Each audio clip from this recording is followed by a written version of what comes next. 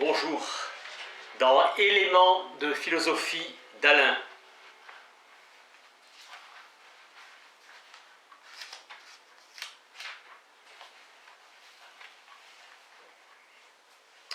Chapitre 11 de la psychologie. C'est ici qu'il faut traiter de cette science mal définie, car elle est dialectique dans toutes ses parties. L'une qui traite de l'âme et d'une vie après la mort est bien clairement métaphysique, mais l'autre qui traite de nos pensées et de nos affections en se fondant sur l'expérience est dominée par les mots bien plus qu'on ne croit. Le mot « je » est le sujet, apparent au cachet de toutes nos pensées, quoi que je tente de dessiner ou de formuler sur le présent, le passé ou l'avenir. C'est toujours une pensée de moi que je forme ou que j'ai, et en même temps une affection que j'éprouve. Ce petit mot est invariable dans toutes mes pensées. Je change, je vieillis, je renonce, je me convertis. Le sujet de ces propositions est toujours le même mot. Ainsi, la proposition « je ne suis plus moi, je suis autre » se détruit elle-même. De même, la proposition fantaisiste « je suis deux » car c'est l'invariable « je qui est tout cela ». D'après cette logique si naturelle, la proposition « je n'existe pas » est impossible, et me voilà immortel, par le pouvoir des mots.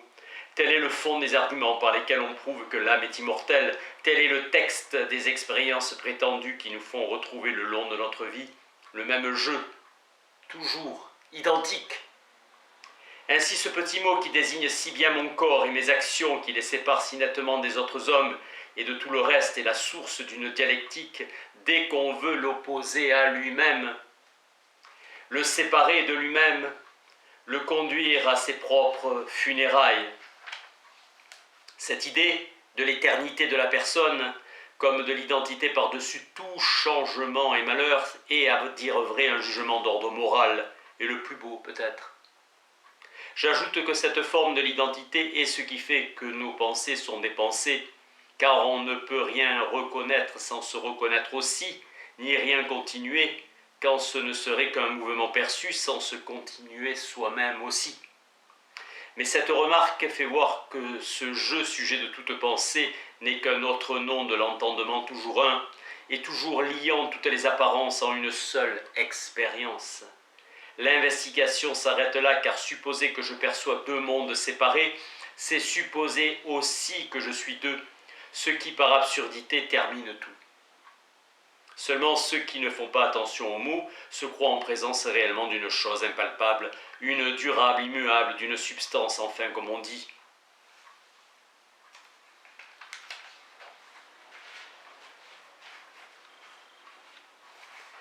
Dans le chapitre 4 de la justice,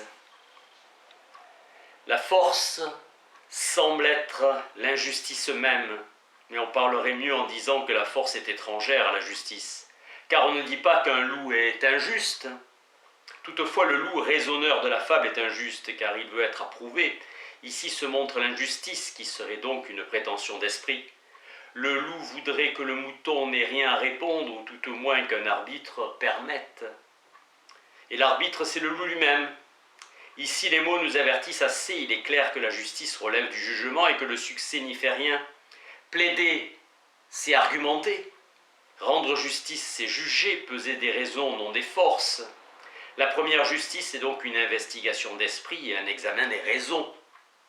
Le parti pris est par lui-même injustice, et même celui qui se trouve favorisé et qui de plus croit avoir raison ne croira jamais qu'on lui a rendu bonne justice à lui tant qu'on n'a pas fait justice à l'autre, en examinant aussi ses raisons de bonne foi.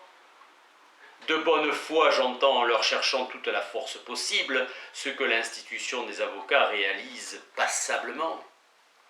On trouve des plaideurs qui sont assez contents lorsque leur avocat a bien dit tout ce qu'il avait à dire, tout ce qu'il y avait à dire.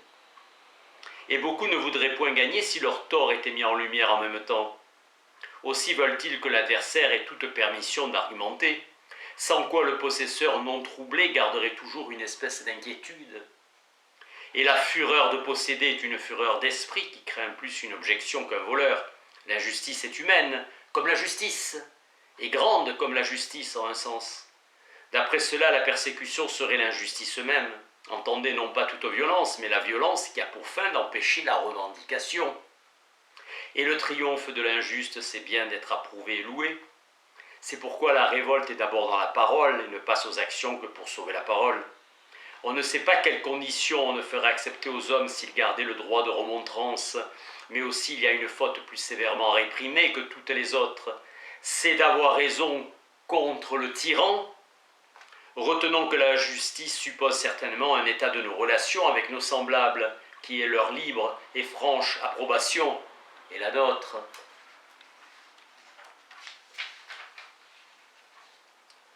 Dans le chapitre 7 du droit et de la force, la connaissance de la justice va rarement sans une certaine colère qui porte à écraser l'injuste, comme s'il existait une certaine espèce d'homme entièrement aveugle sur ces choses-là, et dont il faudrait purger la terre. Mais cela est bien puéril, toutes les passions sont injustes et tout homme est sujet aux passions. Il n'est pas vrai non plus que cette colère pour la justice s'accompagne de justice dans toutes les actions. Mais de l'autre côté, l'indignation du voleur volé peut donner aussi de l'espérance, et je suis bien loin de considérer comme hypocrisie la prétention de tous les tyrans qui veulent toujours être justes et combattre pour le droit méconnu.